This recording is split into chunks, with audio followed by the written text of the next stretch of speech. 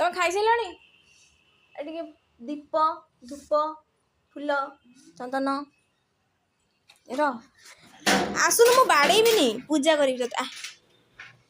ଆ ଆ ଷ୍ଟେୟାରରେ skating କରିବୁ ତୁ ଆଉ ଆସେ ଆସେ ଆସେ ଆ ପଡ଼ିଯିବୁ ଯଦି ତାପରେ ମୁଣ୍ଡ ଫୁଣ୍ଡ ଯେତେବେଳେ ଫାଟିଯିବ ଗୋଡ଼ ହାତ ଭାଙ୍ଗିଯିବ କ'ଣ କରିବି ସେତେବେଳେ?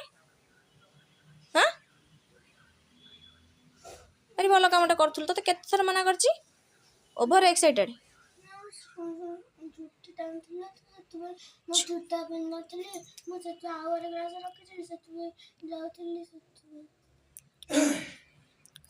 ଖାଲି ପାଦରେ ଗଲୁଣୁ?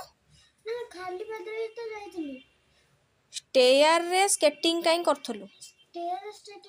ଆଉ